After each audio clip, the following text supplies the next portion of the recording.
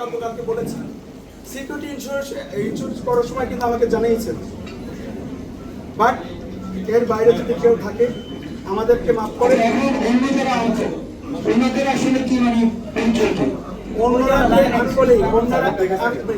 অনেক হাসপাতাল আছে যারা যেখানে চিকিৎসা নিচ্ছে, এই আন্দোলনে অনেকে আহত হয়েছে। আমরা তো সবার পক্ষ নিয়ে সবার অধিকার নিয়ে কথা বলার চেষ্টা করছি, এবং কালকেও আপনাকে বলেছি সবাই সাইলেন্ট থাকবে, সাইলেন্ট থাকবে, সাইলেন্ট থাকবে।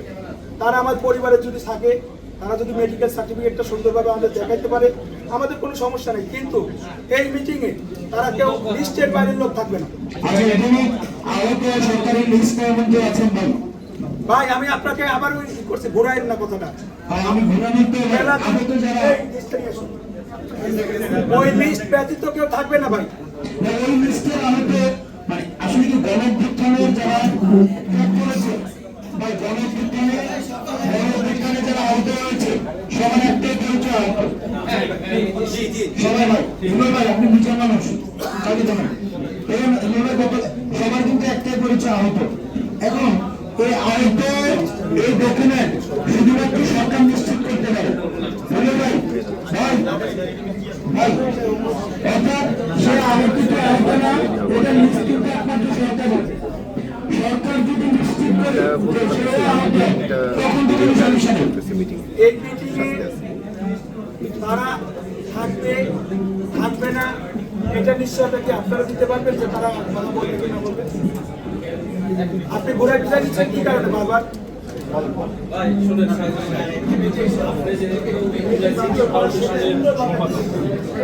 আমরা যা দেখছি ওই ধরে নিয়ে গেছে আপনি 8 জন আমরা চিনি, এই 8 জনকে চিনি। হ্যাঁ, একটা মেয়ে ছিল। এখন নানান রকম ভাবে কি কয় আপনাকে সমন্বয়ক বাইরে গেছে, এটা আপনাকে ব্যাপার, আপনার কানে কানে সমন্বয়ক বানাবেন। কিন্তু এই মিটিং এ বা এই কথাবার্তার মধ্যে আমার মনে হয় আপনারা উপস্থাপনা বা আপনারা লিস্ট করলে সবচেয়ে বেটার হইব। কারা কারা যুদ্ধে আহত হয়েছে আপনারা দিচ্ছেন, এই পর্যন্ত দিচ্ছেন 40 থেকে 50,000 মিনিমাম, আরো বাড়তে পারে। এর মাঝখানে এই শামসুন্নাহার হলে মেয়েরাও ছিল, ওদের নাম নাই, আছে না? এদের নাম নাই। এরা কিন্তু হয়তো শ্লীলতাহানির শিকার হয়েছে। যেহেতু আমরা এগুলি জানতে বলতে চাইছি, আমি অভিভাবক হিসাবে আপনাদের সাথে 4 তারিখ আন্দোলন করছি শাহবাগের মোড়ে। আমি একটা এজাহারভুক্ত মামলাও করছি। আমার মামলার থেকে পুলিশ, শাহবাগ থানার পুলিশ 15 তারিখে প্রধান আসামি, দ্বিতীয় আসামির নাম কেটে দিচ্ছে। তাদের নেতৃত্বে ছাত্রলীগ আমাদের হামলা করছে, পিকেটিং করছে। আপনারা যারা সমন্বয়ক আমরা মানি, আমরা বাংলাদেশের মানুষ ছিল, ওই 8 জন 10 জন আপনারা দিদি অফিসে কি করছেন, আপনাদের চোখের ভাষা বুঝি, আপনাদের বডি ল্যাঙ্গুয়েজ, আপনাদেরকে আমরা সমন্বয়ক হিসেবে মানি। তারপরে আপনারা যদি আপনাদের দিকে সমন্বয়ক বানান, এটা আমরা তো কিছু জানি, আপনারা এর সুরাহা দিতে পারবেন।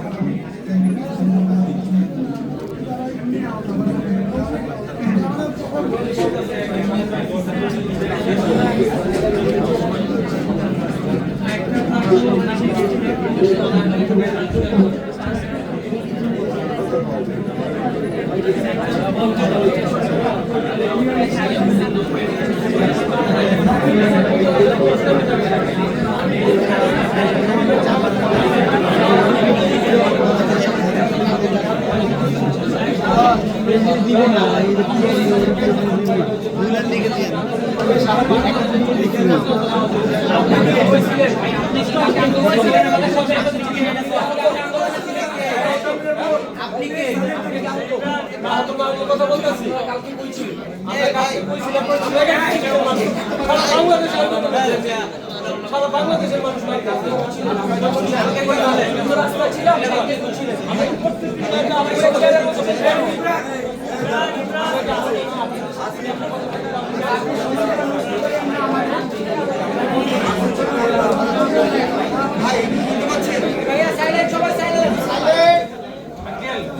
আপনাকে কি আহত হিসেবে সাইন করছে? হ্যাঁ, আমার মিডিয়া আপনাদের পক্ষে চিকিৎসা করছে।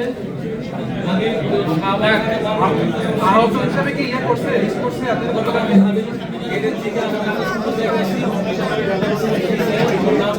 দেখেন যারা লিস্টে ছিল আপনারা একটু পিছনে গিয়ে বসেন। ভাই অনেক সরে যায় এটা দিয়ে সরে যাচ্ছে। ভাই একটু সাইলেন্ট হলে আমরা একটু কথা বলতে চাই। ভাই একটু, ভাই সবার উদ্দেশ্যে একটু কথা, কথাটা হচ্ছে কি ভাই মাঝখানে একটু শুনতে হবে।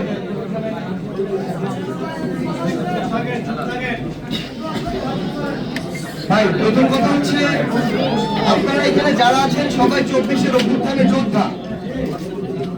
সবচেয়ে বড় কথাটা হচ্ছে যে এইখানে মানে আমরা আমাদের যুদ্ধটা কত সুসংগঠিত ভাবে করেছি, সামনে কত সুসংগঠিত ভাবে করতে পারবো, এইটা আজকে এখানে বোঝা যাবে। আসলে কোন জায়গাটা থেকে আমরা যারা মানে আমাদের অঙ্গ হারিয়েছি, রক্ত দিয়েছি, জীবন দেওয়ার জন্য প্রস্তুত ছিলাম, আমাদের ভিতরে যদি আমরা ডিভাইডেশন ক্রিয়েট করি, এটা শুধু আপনারা যারা আছেন তারা না, আমরা যারা আছে আমাদের জন্য এটা বিশাল বড় একটা কষ্টের কারণ হবে।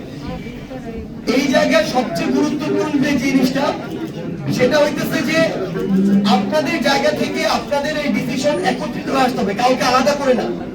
এটা এই ভাই যে একটু আগে বলছে এটা আসলে কষ্ট লাগে একটু, যে আপনি কি আহত, মানে ফ্যাক্ট হচ্ছে ভাই আমাদের এই ভয়েস আমরা যারা আছি সবার ক্ষেত্রে ততটুকু সফট থাকতে হবে। সবাই এখানে বীর যোদ্ধা, সবাই এই যুদ্ধে আহত।